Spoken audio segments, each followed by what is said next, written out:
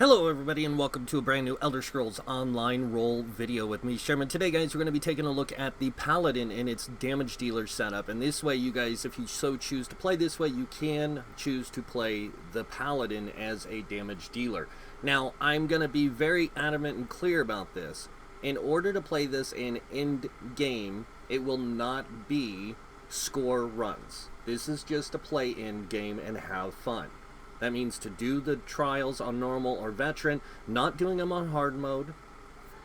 I'm clarifying that so people understand. This is more of a roleplay build anyways. It's not meant to be a score running build. If you want that, there's a ton of other people that cover that kind of content elsewhere. I'm just trying to show people what they can do with their characters if they so choose. So let's go ahead and move on. Taking a look at it, as you can see, we are the Paladin character. We do have the Khajiit as the race. You can be any race with this particular build, but I just find Khajiit works for it really well because of its design. Alright, so Khajiit Templar, as you can see, we have 16k magicka, 20k health, 27k stamina. I know that stamina seems a little on the low end, but that's fine. You're still going to push about 3, almost 4k weapon damage with this setup, and you're still gonna get a decent amount of DPS out of it. Roughly about 18 to 20k on a regular parse. If you're in a really good organized group, you could probably get higher. Just depends. Our stamina recovery is coming in at 1079. We do have 2404 weapon damage with a 35% weapon critical. We do have 18,000 spell resistance with a 16,000 physical. And then if you go down here, you can see we have the Thief Mundustone now set up. This is going to give us that higher crit capabilities. And we are using Dubious Cameron Throne as our food. If you know how to sustain in heavy armor really well, you can actually use the blue food, which is going to give you a little bit more of an advantage with this. So you can use this, the Braised Rabbit. Blue food, this is a CP 160, 150, and as you can see, you go to 29k max stamina with a 23k health, but your stamina recovery drops quite a bit. I'm not super awesome with that kind of recovery, so I prefer to use Dubious Cameron Throne.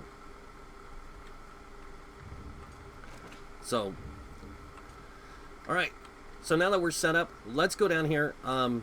Let's go over a few things before I do that. Let's go over our gear, and we are still set up for the Paladin in full Paladin play. If you want to use a different monster set than what this one uses, you can swap out monster sets. That's a really easy option to allow you to take on a different thing. And if you want to change out your other sets, you can as well. I'm just showing you suggestions on how you can play a build as all three roles. So the monster set we have is Sentinels of Rakuzma, or I can't even pronounce it. Sorry, guys. But we have this as our monster set. This gives 4% healing done. When you heal yourself or an ally, you have a 10% chance to summon a Dwemer Spider that heals for 1199 health and restores 524 stamina to you and your allies within 5 meters every 1 second for 8 seconds. This effect can occur once every 15 seconds. So it has a good uptime, and it has a good amount of time that it can for recasting. The next set we're using is Gladiators. Now, I really like Gladiators with this particular setup because, 1, it gives you weapon critical, 2, more weapon critical, and that's the 2 and 3 piece. The 4 piece gives you weapon damage, and when your target is under 25% health, you add 1800 weapon damage to your light and heavy attacks. Heavy armor damage dealers have to focus on a lot of heavy and light attacks for resource management purposes, because you can't build the same way as you can for light armor or medium armor. You have to build differently. You can still take advantage of recovery, but you actually get more resources back from heavy attacks than you will from recovery. So we're using this on the body. On the jewelry, we are still running the combat position, and this is really good because we are running vigor. And if we get Vigor to proc a crit heal on somebody, that means they're going to get a shield on them. This is going to help out your group with support. And I know a lot of people are going to be kind of confused with that, but it is an option with that because we are running this. So it adds magicka. It's 2 things to spell crit, and then when you critically heal yourself or an ally, you grant your target a damage shield that absorbs 8,195 damage for 6 seconds. This effect can occur once every 6 seconds. This does apply to anyone around you.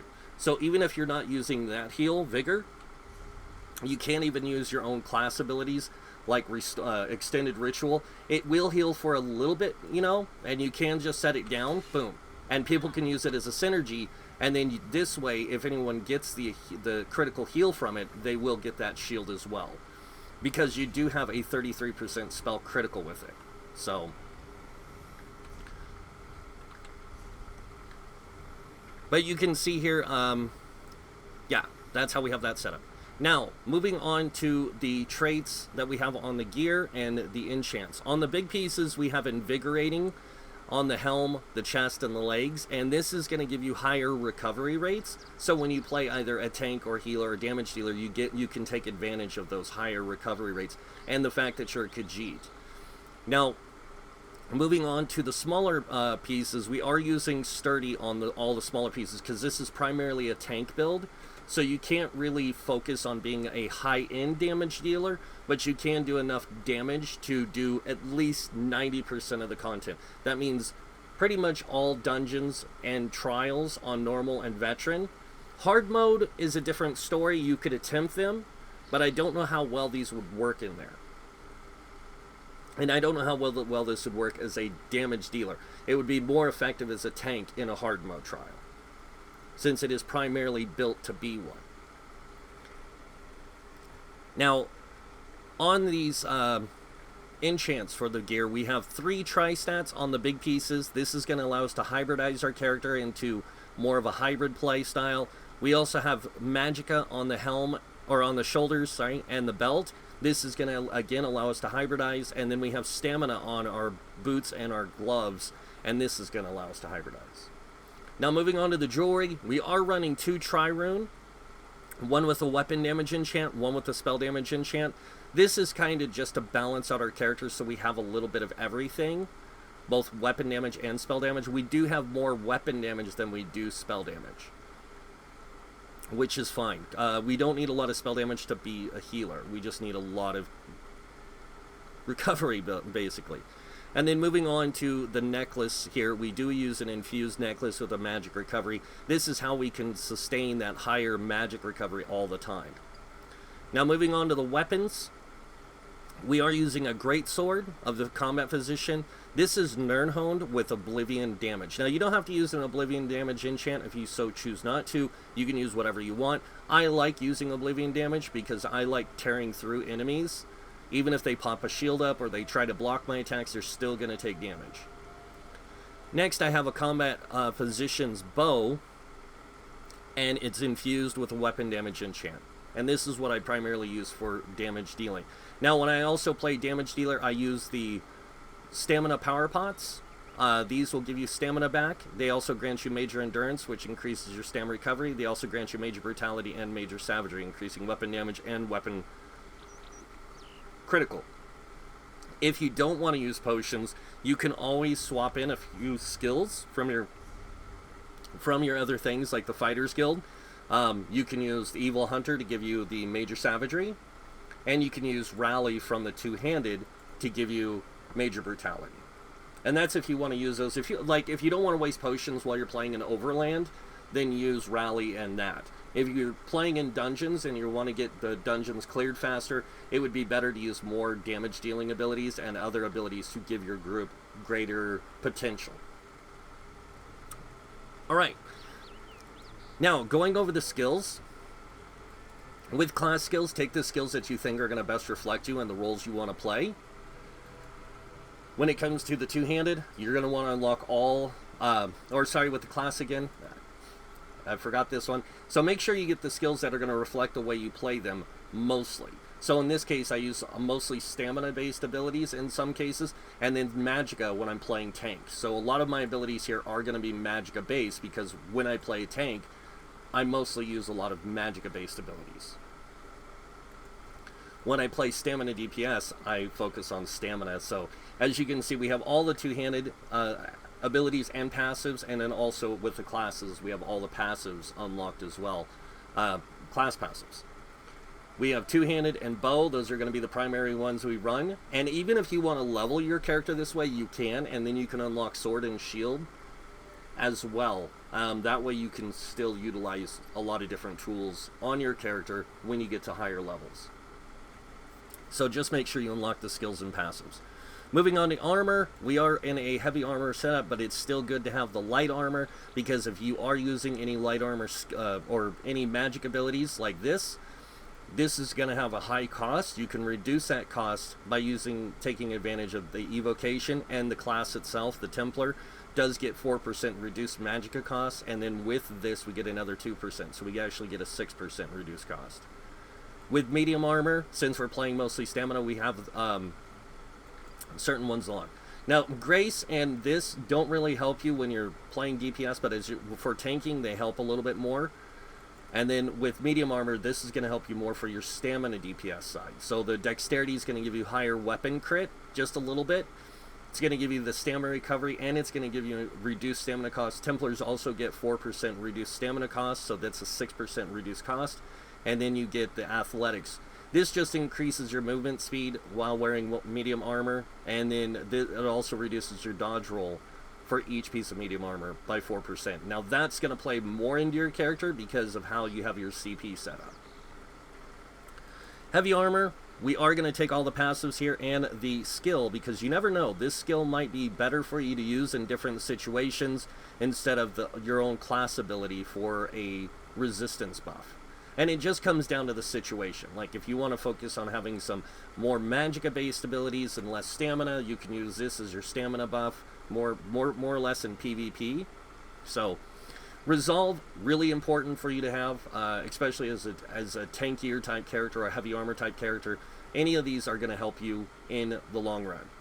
So, make sure you unlock those. Moving on to soul magic.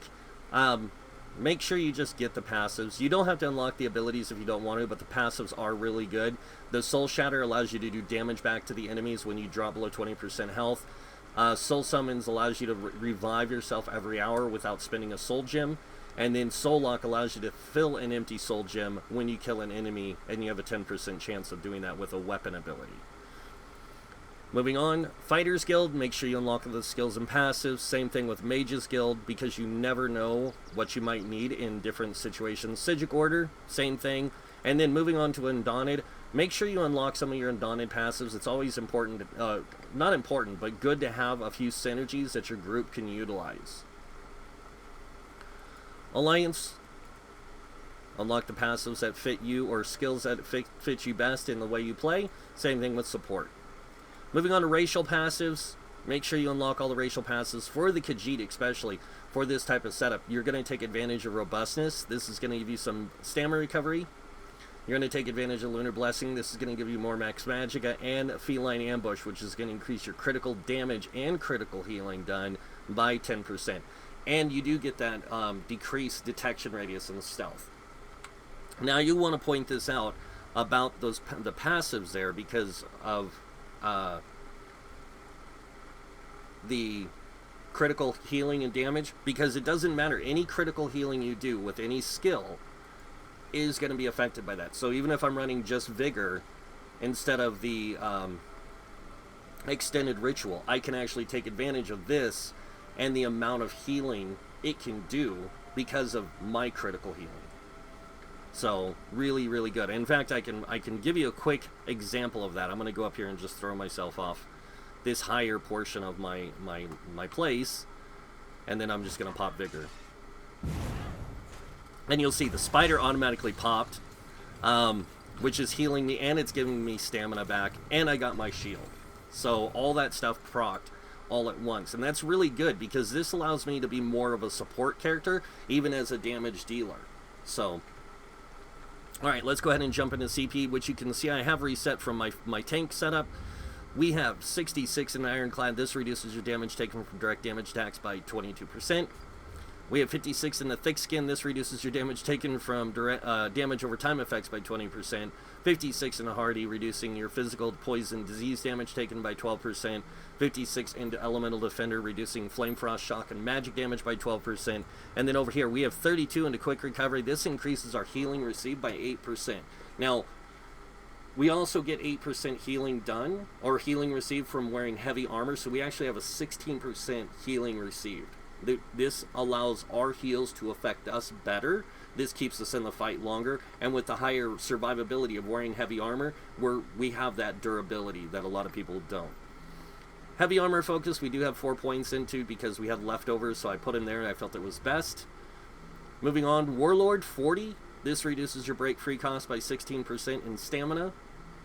Sprinter reduces your cost of sprinting by 10% and also costs stamina. And then Bashing Focus reduces your bash cost by 10%, also costing stamina.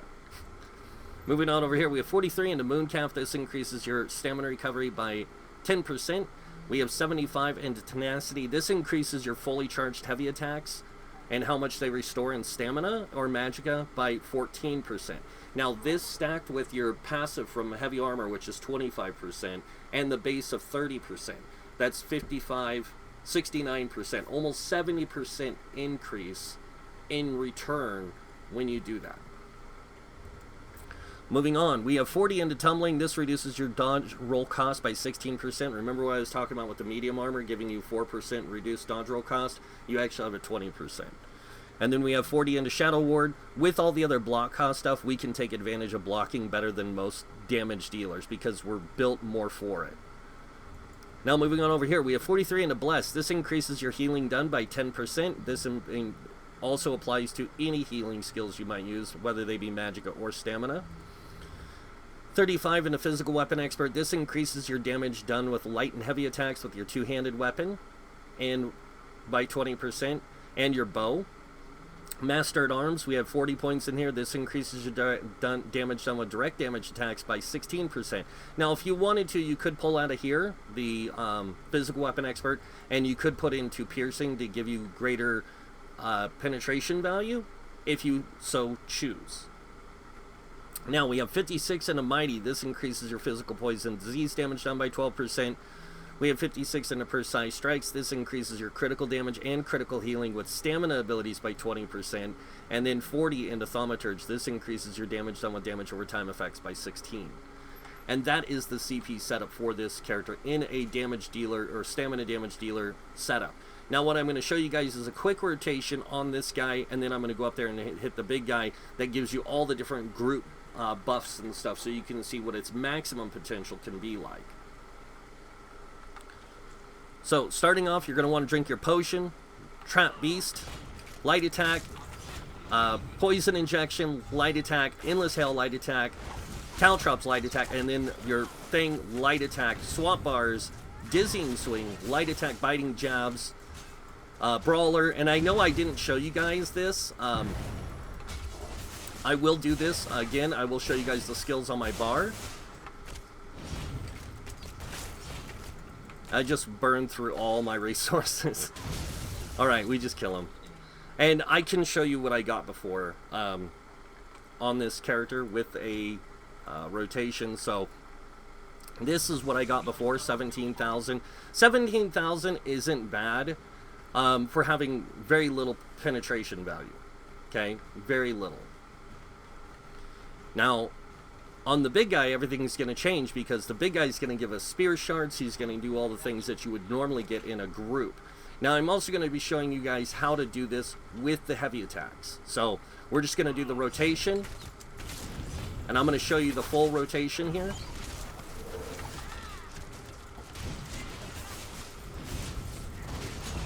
Oops, I screwed up.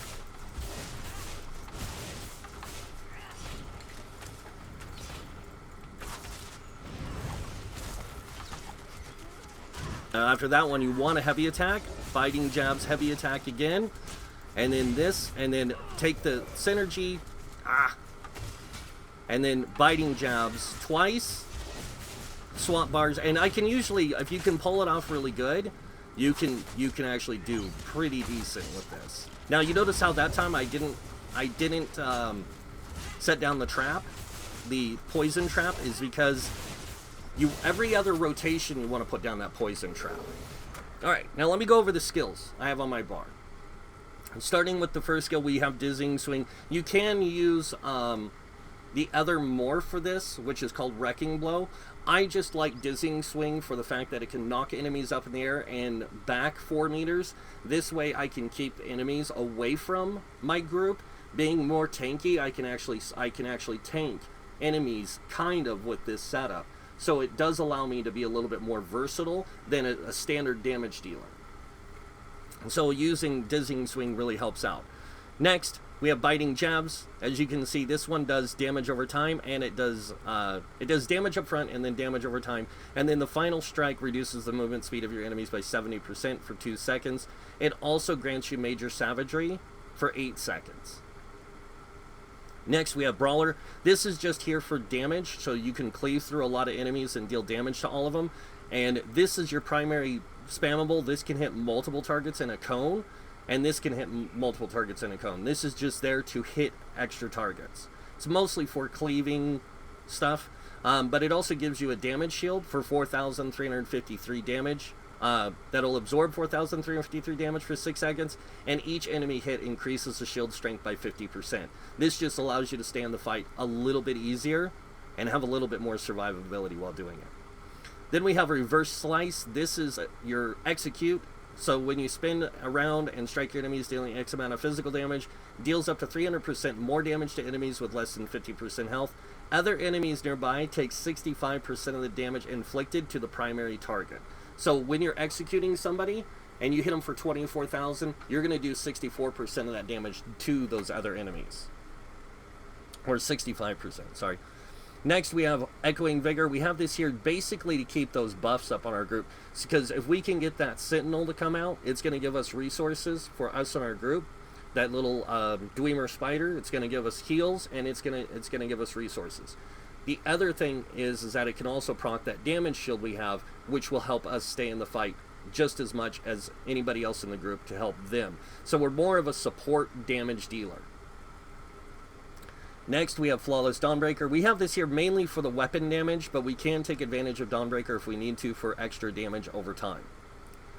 Moving on to the back bar, we have Trap or Rearming Trap. Now, this is a really great ability. It does damage up front, it does damage over 6 seconds, and it immobilizes enemies for 6 seconds, but it also grants you minor force for 12 seconds. Because the trap will arm itself for taking 1.5 seconds to arm itself. It lasts 1 minute, and then if anything steps into the trap, it automatically sets itself on them and triggers the minor force, and then it's 6 seconds later, after that falls off, it'll rearm itself and re-trigger. That's why it's called a rearming trap. Next, we have Venom Arrow. This does a decent amount of damage up front, decent amount of damage over time. Not as much as I would personally like, but the nice thing about it is when you see a casting enemy, an enemy casting an ability or something, you can use this to interrupt them, set them off balance, and stun them for 3 seconds. So this way you can take advantage of that off balance, interrupt, and stun, and all in one shot. Next, you have Endless Hail. This is just there for damage over time. Then we have Razor Caltrops. This is again there for damage over time. And if you want to skip Caltrops and just use like one of these two, another great thing that you can do is you can use the heavy armor buff to give you resistances. So this way you have a little bit more survivability than others. Also, you get immunity to knockbacks and disabling effects. So that means enemies can't affect you with those even when you're fighting as a damage dealer. So it's a really decent kind of thing, and it gives you higher break-free reduced cost. Because while slotted, each piece of heavy armor decreases the cost of break-free by 4%. This stacks with your other break-free, so it makes it easier. If you do get knocked down or something, you could just break free, and it's not going to cost you barely anything. So you can swap it out with either one of these. I prefer keeping Caltrops myself. I like the damage of it. This is pretty nice if you're trying to get synergies for your group. And if you do need a synergy, then I'd swap it out for Caltrops. Next, we have Ballista. Now, Ballista is really nice. You can just place this on the ground somewhere, and it'll just start shooting rapid fire at the enemy that you're fighting. Usually, I like to use this on boss encounters because it does do a little bit more damage than Dawnbreaker. Because this does over 4.4 seconds. It does... Or, sorry, over 5.2 seconds, it does 41,067, and Dawnbreaker does together about 20k unless you can crit with it, and that's over 6 seconds. So, this does, unless you can get a crit on the initial hit and a crit on the damage each tick, it's kind of, this is going to do that 40k damage. Even though it's going to be less, it's still going to come out more than Dawnbreaker. And that is the skill setup for this. So I'm going to go ahead and do just some minor adjustments here. And I'm going to take it into a dungeon so I can show you guys how well it can work in a dungeon setting. And of course, I want to make sure I have it set for veteran. We are going to go to my favorite testing dungeon right now, and that is the Depths of Malatar dungeon. And this is mainly, like I said, this is mainly if you want to play in a group to help somebody earn some sets, maybe help them farm sets, that kind of stuff, because getting sets in this game is not easy, and helping your group mates or your guild mates or your friends or your whatever get these sets really helps them get through the content, because those sets is what helps amplify their ability to play the character the way they choose. Whether they want to be purely damage dealer, maybe a support character like this that can do a little bit of support while tanking and healing and all that kind of stuff, whatever you choose. So what we're going to do is we're going to go in here, we're going to go ahead and buff up.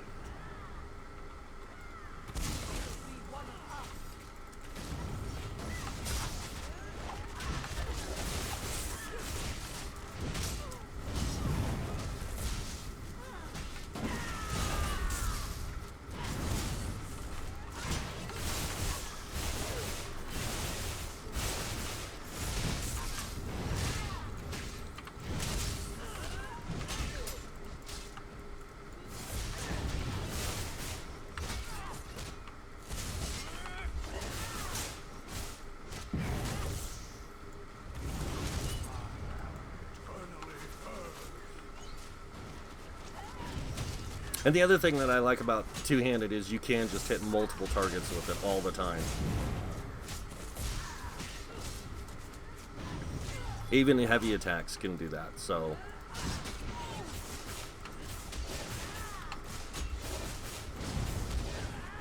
And there you go. That is the Paladin in its damage form inside of a dungeon. And as you guys can see, it didn't really need much. It had a lot of self-sustaining, a lot of self-heals, things like that. I even let the buffs wear off for the resistances, just to show you that it still has really good survivability even without that. So, but that's pretty much it for the Paladin character and its damage roll. I hope you guys like this video. If you do, you guys know what's coming next. Hit that like button. If you guys want to see more videos by me, you can subscribe. Other than that, I want to thank you all for watching. Until next time, have a wonderful day, and this guy might see you in game. Bye.